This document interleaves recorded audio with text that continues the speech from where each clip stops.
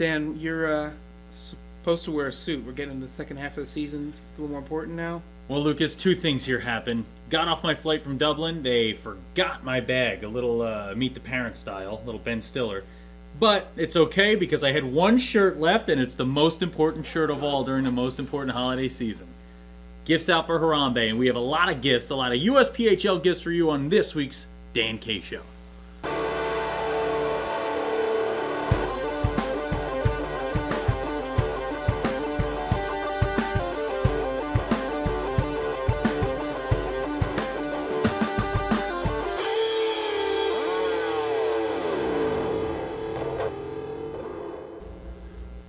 Lucas, I'm back, and I'm not going to say better than ever because I watched last week's show with yourself and brother Alex Jones, and your three things, the detail, the statistical analysis, and the addition of me as number one.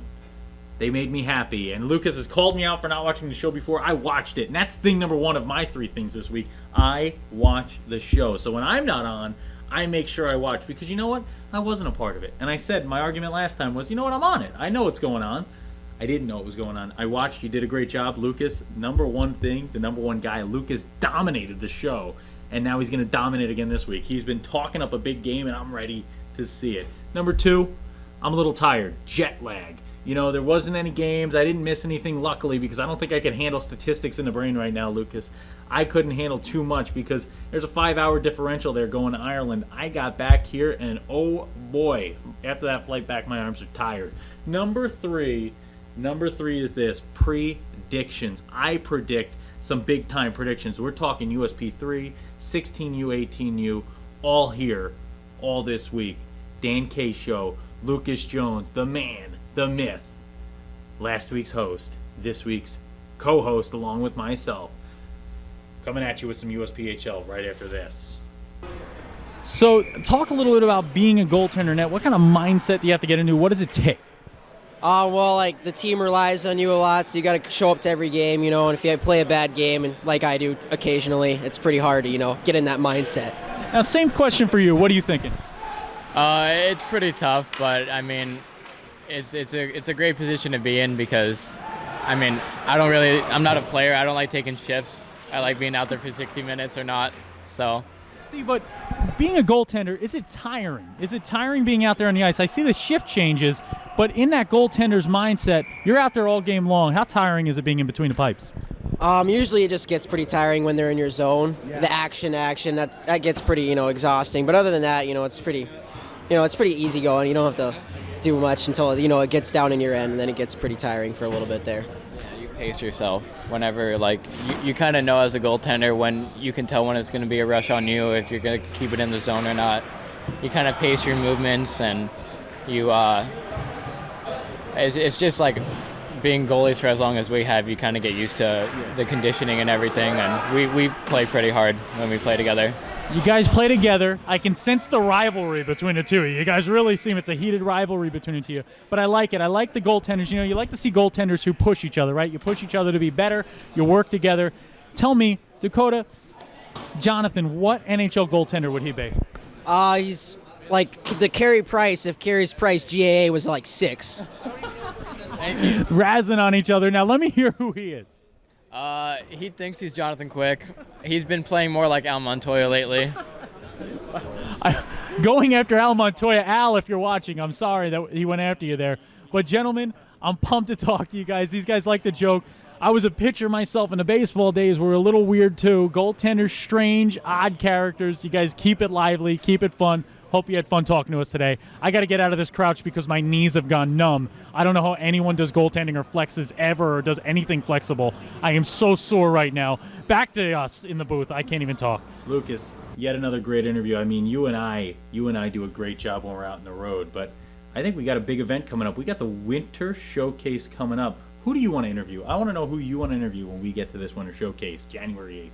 Well, I mean, I love interviewing players and coaches and parents from all across the league, but I do have to say there's been an interview that I've been pretty excited about since the start of the season. Been kind of working out some details back and forth, but at the Winter Showcase, I will get a chance to sit down with Commissioner Nygaard, talk to him about a whole bunch of stuff from around the league, plans for the future, the current state of the USPHL, sort of a State of the Union address for the league. And with all the big stuff that's been happening in the USPHL and around the USPHL the last couple of weeks, I think it's going to be a pretty eventful interview. It's going to be pretty eventful. I mean, we've got something hot off the presses right here that we're looking to talk about. We're not going to go too in-depth right now. I mean, we'll dig into it more as we go into the future, Lucas. But this is something I'd love to hear you talk to the commish about. I mean, this is something that's going to be exciting to hear about.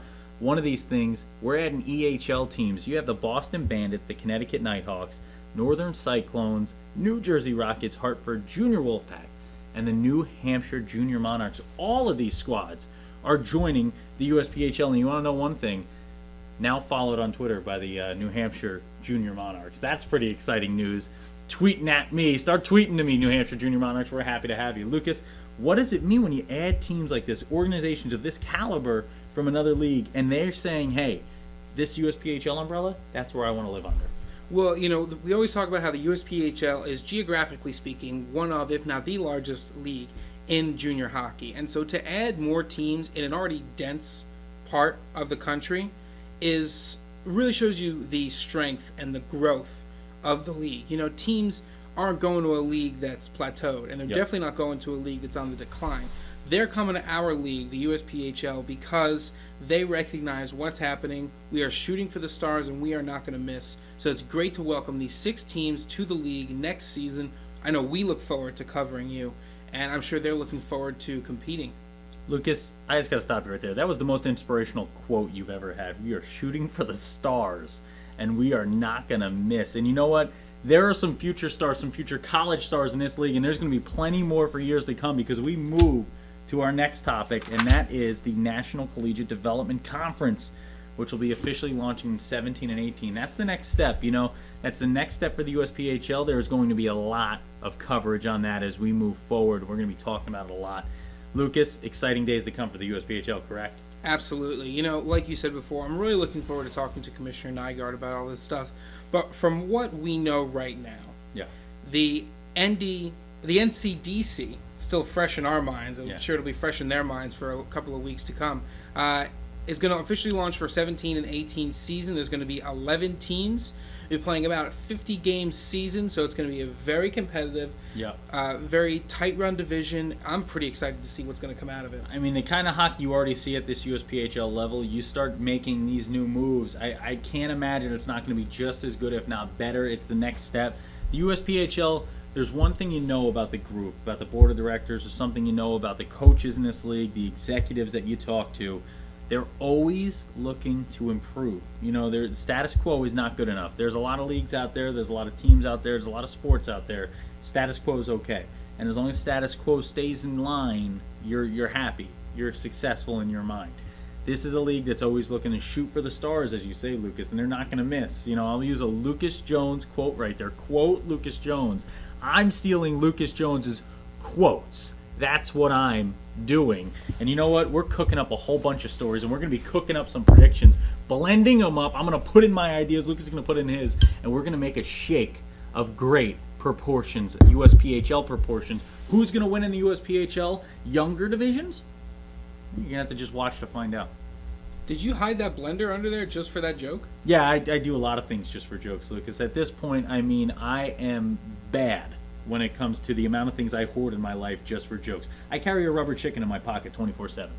But this is my house. How did you get that down there? It is your house. I did bring it with me, and I did hide it in my pocket. I have a very deep pocket. I mean, just try getting through customs. I just got back from Ireland. Try getting through customs with a rubber chicken and a fake magic card set in your pocket at all times.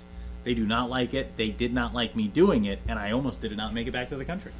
And that would have been a shame. On to the predictions. Lucas, we're here at what is always my favorite part of the show. This is when we put our brains and our smarts on the line. In the past, you've bested me in these situations, but we are doing predictions because you know what? In the news cycle, when you don't have good news, when you've run out of news, you make it up. So instead of making it up, we're going to make some predictions, Lucas. We're going to predict the 18U North, 18U South. We're also going to pick all the divisions of the USP3, the North, the South, the Midwest, and the Pacific, and we're going to be saying who our top team is, who's going to be our top squad at the end of the year, who is the best team in each division by the end of the year. we're also going to pick who's a surprise. Maybe not a team that's in 7th or 8th, maybe not a team that's too far back, but a team that isn't number 1 right now who we think is a top contender, either making a push for a title, making a push for a division run, or going to mix things up come playoff time and come Beantown time. Lucas, we saw some surprises last year. We saw some upsets. We saw some teams who this time of year were guarantees. We thought were guarantees to make it through. They didn't even make it to the playoffs. They didn't even make it to Beantown. A lot of surprises just because of how good this league is. And a lot of things change throughout the junior hockey season. You're learning. These coaches are great. These coaching staffs are great. These teams, the training they go through in the offseason, the training they go through in these winter breaks, they're going to be ready to go. Let's get into it. 18U North, Lucas. I'll start. I'm going to say CP Dynamo. Right now, 13-1-1. They're in first. I think status quo, easy pick for me. Well, you know, you're going with CP Dynamo, and they're a great team. But for my number 1, I got to go with the Junior Bruins. You know, their offense is just explosive is the only way to describe it. They have the most goals scored in that division, and their defense is the second best defense rated by how many goals they've given up. Second only to your team, the Dynamo. I don't like this because this reminds me of something that a grievance. You know, we talk about Festivus. It's the time of year for Festivus, and I'm airing a grievance, Lucas. Last week on the show that I watched, you said that I'm a goals guy, that I love goals. Lucas, I am so anti-goals that I have not made a goal in 8 years. I've accomplished nothing because I've made no goals. But this is a team, the CP Dynamo team, 49 goals for, but 17 against. The Bruins can score all they want, but the Dynamo aren't giving them up. And when you're not giving them up, when you play 15 games and allow 17 goals, there is something happening. There's something clicking, and it's between the crease. It's in between the pipes. It is a big-time winner between the net for the CP Dynamo. This is a good team. This is the team in the 18U North. Lucas, my surprise in the North, I'm going IHC. And this is a team 8-1 right now, middle of the road, sitting in 4th place. But I think 46 goals for, 45 against. This is a team teetering on the middle, right? Teetering on the edge. Could be great, could be down. I think this is a team that only gets better throughout the year. The coaching with this organization, when an organization wins from top to bottom, they're set to win. I think this is a winning team come the end of the year. Go ahead, Lucas. Who do you got? You know, and because of everything you just said, you know, I feel like I'm going to be repeating myself when I talk about the South Shore Kings. You know, I was a Kings guy last year. I'm a Kings guy this year. I'm a huge believer in that organization.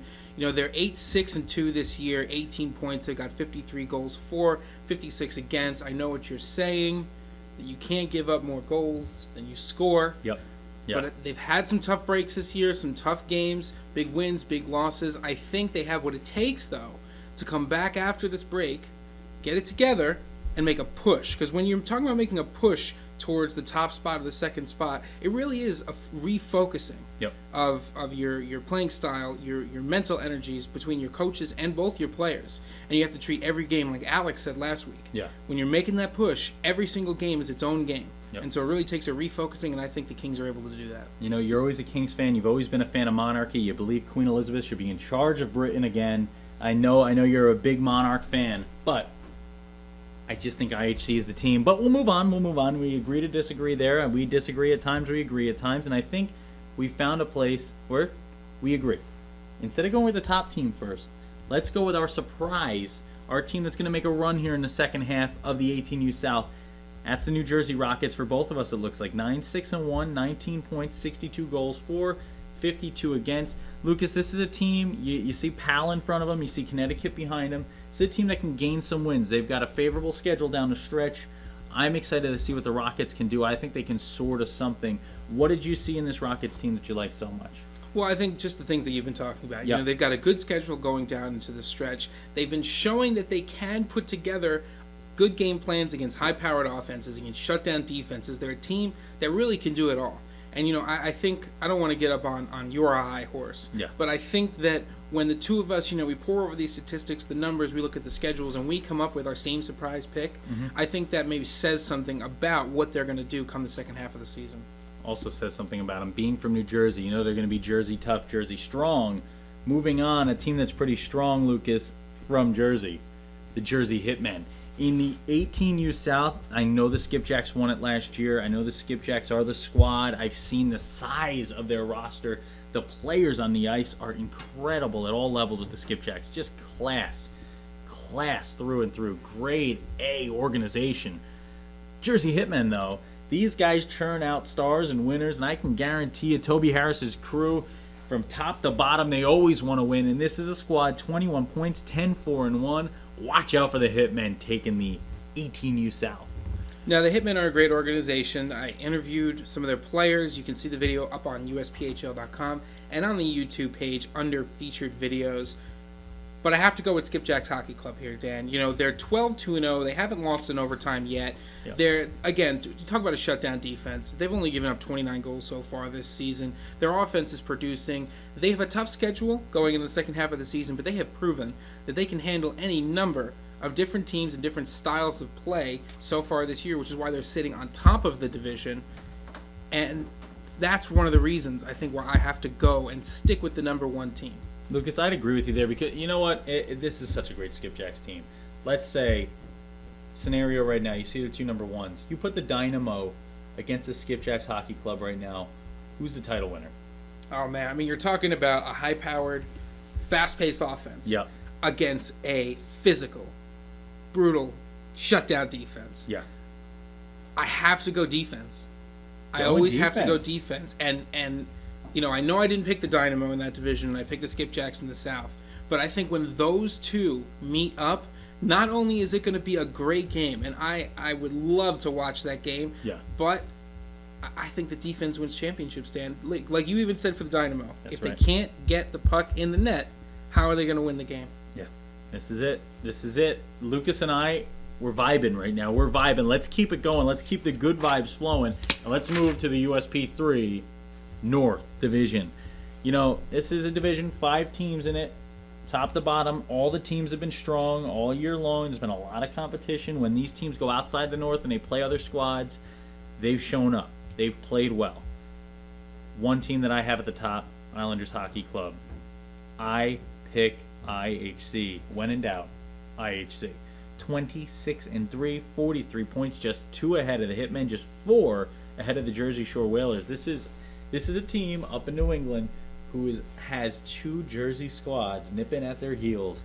I'm going IHC. Well, you know, I know you always say, you know, you pick IHC when in doubt, but I got to go with the team from Jersey here, the Jersey Shore Whalers. Yeah, easy for you to say. Yeah, easy for me to say. The Jersey Shore Whalers. I mean, I know they're sitting down in third place right now. They are 18-8-3.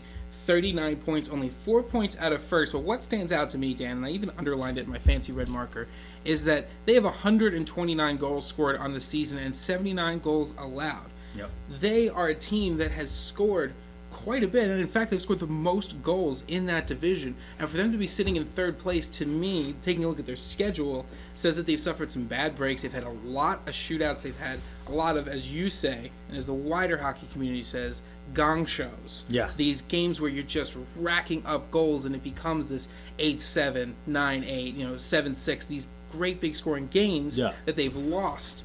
But I think that going down into the stretch, there's only so many times that you can have games like that and not come out on top. There's only so many times that you can put the puck in the back of the net like they have and come away with losses. So I think they are going to jump up 2 spots and take number 1 away from IHC. You know what? The Whalers were going to be my surprise. Smaller division.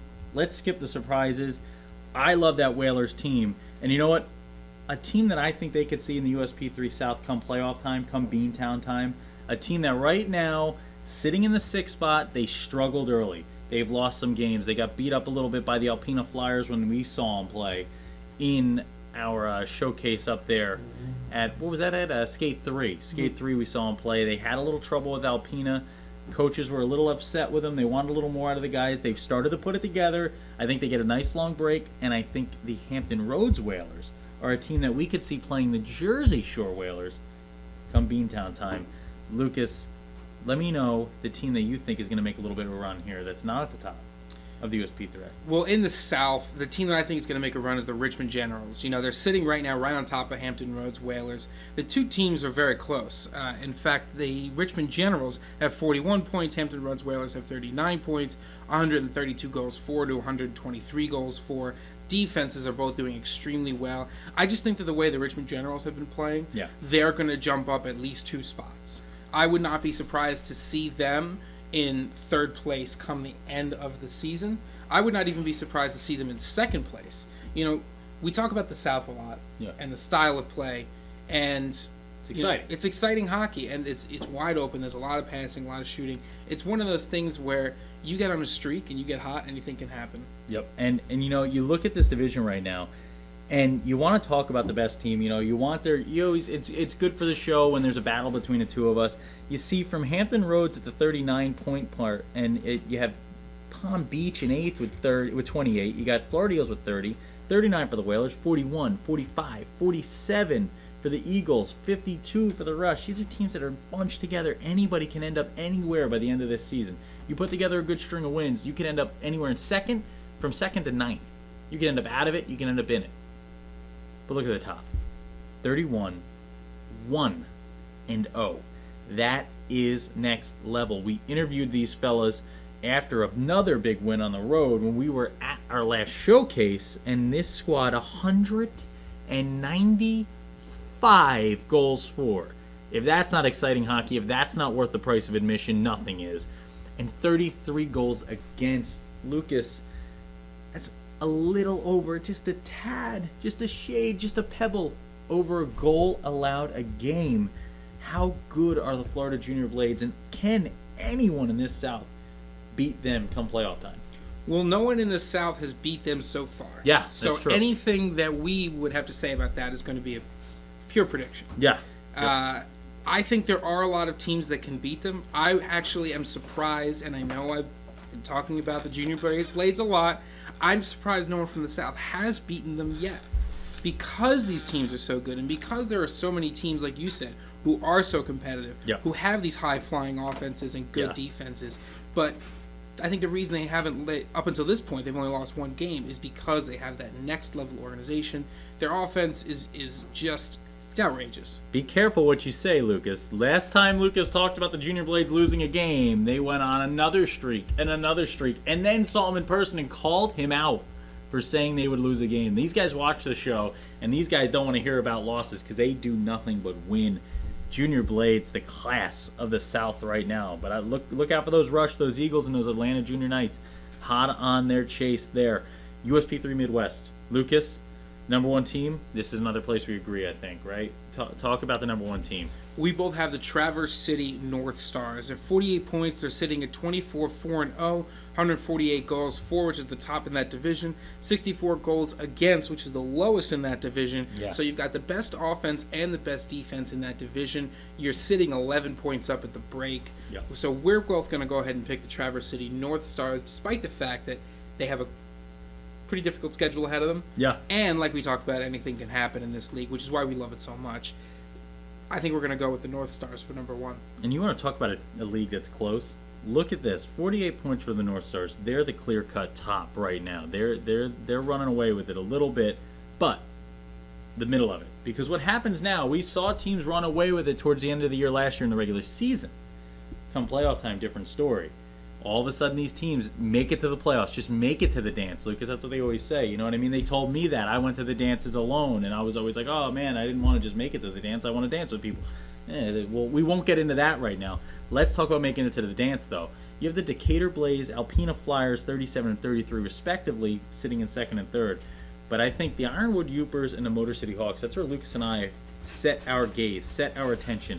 I'm looking at this Motor City Hawks team. They're sitting in fifth right now with 30 points, 1 point behind Ironwood. That's my team out of these two. I think Jason McCrimmon puts it together, gets this team going down the stretch. I think this team has a good run in them. Justin Sessions, one of the best players I've seen play on the ice at any level in the USPHL or in junior hockey in the last 2 years. I've loved to watch this kid play. He's a leader on the ice. Watch out. And I'm going with the Ironwood Yoopers. You know, I've been following them all season.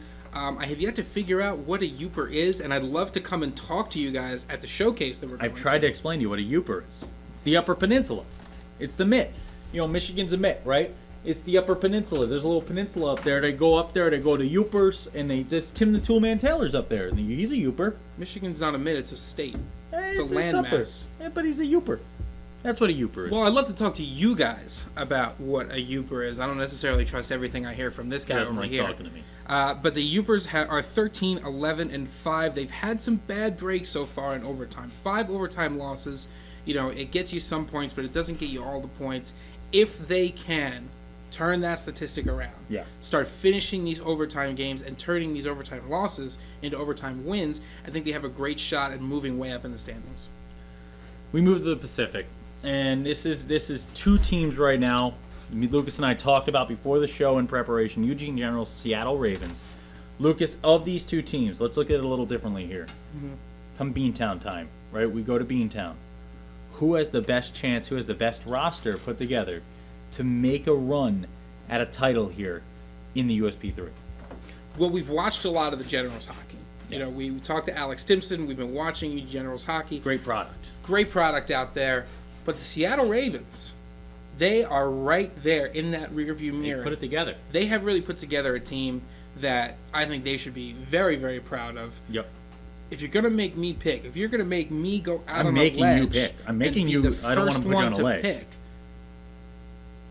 I'm going to go Seattle Ravens. You're going Seattle Ravens. Lucas, I want to give you credit right now because you know what? They call it a hot take in the industry. They call it a hot take, and this one's fresh out the toaster oven. I thought this guy was picking Eugene all the way, and I'm sitting here and I'm going, okay, I love Eugene. I'm picking Eugene. Are we both going to pick the same team here? This, my man right here, Edgar Allan Poe style. Quoth the Raven nevermore. And now, I picked the Eugene Generals because, Lucas, these guys are decorated. These guys are put together. These are the kind of generals you want to go into battle with. And I think when it comes time, this is a team that they took their licks in the last showcase they showed up to on the East, right? And they talked about it. Their ownership talked about it. And Flint Dugchak talked about it with me. And basically, he said this was good for them. It's a growing experience. And it was kind of a wake-up call, a little clock on the head. It said, hey, it's time to win a little bit more, boys. It's time to put it together. It's time to top the bottom, first line to fourth, figure it out, and figure it out together. I think that's what they're doing right now up in the Pacific. I think they're going to come back with a whole new idea of what the sport of hockey is. And I think these boys are going to take it to some people come Beantown time. It's going to be exciting. It's going to be fun to watch. And we hope you had fun watching our predictions. Lucas, there's more to come next week, right? We're going to do a little more? Oh, absolutely. We talked about the USP3 and the 18U this week. But if you want to see our take on the 16U, the Elite, and the Premier Leagues, you're going to have to watch the Dan K Show next week, where we will make sure to give you our in-depth predictions for the top team and a surprise team in those divisions. Coming at you, empty net, after this.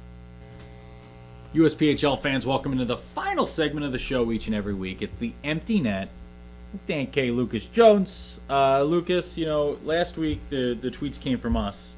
This week the tweet comes from Ivan Monkovich. And John Monkovich, your mom says both hello. You should call her more. Always call your mother. Especially during the holiday season, you should be calling her as much as possible. She also says that you had a great week, an incredible week. And yes, she did, because you were a star of the week right before the break. Just how good has John been? Lucas? I mean, fantastic. The numbers speak for themselves. We talked about him on last week's show, being one of the top scorers in the Elite League. We talked about him last year down in the USP3. Yep. His success has translated from the USP3 to the Elite level. But I do have to say one thing about John. He hasn't called us in a while. He hasn't tweeted at us. But he has been liking my tweets and my Instagram posts from Dublin over there, from Ireland. I've been posting about a lot of signage in Ireland because it was confusing me, and I was not able to understand what they were warning me about. And I always want to be safe and as safe as possible in another country. And if you want to follow the tweets and Instagram posts I made, go follow me at Dan_Kemchek on Twitter. Lucas also responded to some of that stuff, and he always has some great things on his Twitter at Lucas. Well, at LJones1138. It would be easy if it was at Lucas Jones, but I'm sure there's other Lucas Jones out there. Yeah, there's actually a lot of them, which is why I've chosen LJones1138. So tweet at us. Use the hashtag EmptyNet, hashtag DanKShow, hashtag USPHL. What are you doing? Oh, hashtagging. This is a hashtag. See, there's two, All right. and then a hashtag. Hash brown. Alrighty. Do it. Hashtag us. Talk to us. Let us know what you want to hear. Let us know your predictions. We want to hear what you disagree with. We always hear from these guys in person, right? These teams. We always hear, hey, you picked against us. You were wrong. Tweet it to us. We can talk about it on the show. We can do it each and every week. We don't just have to hear about it in person. Let's hear about it on camera. Let's hear about it on social media. And let's hear about it from you. Lucas, parting words for the show. Let's hear them. Last week, this guy's so talkative. I mean, he had more camera time than he's had in every show combined because I steal spotlight and I'm a hog on camera. I'm a real ham and I really play it up. Last week's show was the most intelligent we've done yet. I'd have to say that, Lucas. It was fun to watch. It was a good watch. I hope that me dumbing it down didn't hurt the ratings too much. It's quiet. Crickets going. And we had fun. Remember, when in doubt, bring your gifts out. It's the holiday season for Harambe, and we hope that we brought the gift of fun and the gift of entertainment to you this holiday season as we sign off one more time, Lucas, before the year 2017. My New Year's resolution? To make this guy smile. Oh, yes, and I got him to smile. That's how we do it. This has been the Dan K Show. When Dan K's on the mic, it's always hockey night. When Lucas smiles, an angel gets its wings. Thanks for watching. You know, I'm just going to edit that out in post-production, right? You better not edit that out. That worked. I went back for one more look, one more glance. It was like in a movie when they walk away from one another. And that last moment where she looks back one more time, and then he looks at her, gets her to laugh, and then he goes, that's the end of the Dan K Show. That's how all the movies I watch end.